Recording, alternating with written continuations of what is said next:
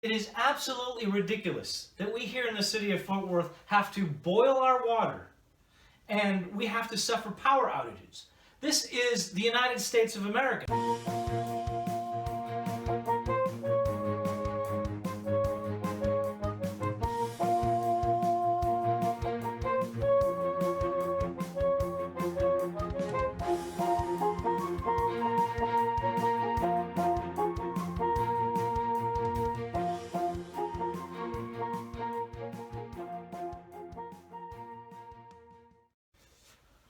My name is Max Stryker. I just wanted to talk to you today about what's been going on here in Texas and Fort Worth.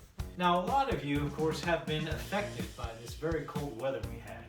Unusually cold, but it's not unheard of in Texas to go this cold. I mean, I have lived in Texas for at least 23 years and more time if you count this small period of time I was out of Texas because I was in the Army.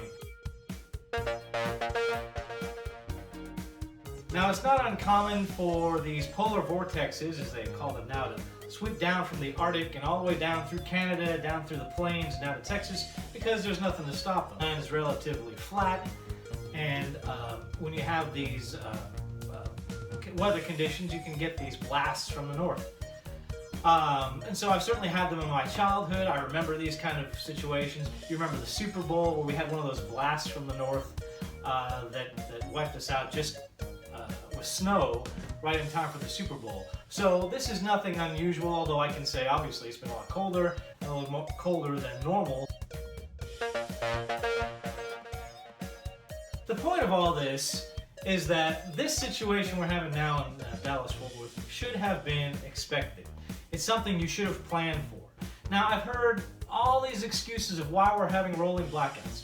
I understand that in extreme weather conditions, we're going to have some power lines down and there's going to be electricity cut, and the power company is going to go to work and they're going to take care of these issues as soon as they can. Now, I've heard people on various stations saying, okay, we're relying too much on windmills and wind power, and because of that, all those generators froze. Okay, so yes, understandably, some of those wind power generators did freeze, but you can plan for that. I mean, either you make those wind power generators so they don't freeze, or you don't use wind power, okay? So in either direction you go, somebody did something wrong here.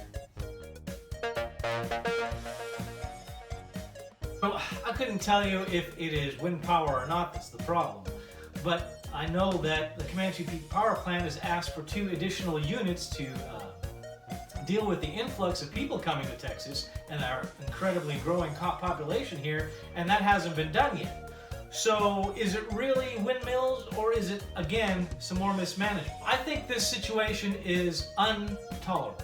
You cannot have a situation that has a normal weather pattern, although maybe a little colder than normal, come down from the north through Texas, another polar vortex which we've had before, and wipe out our power here in Texas, because you know this is going to happen, and this has happened before. So the point is, this is something that people should plan for. Now, who did not do their job? That's my question.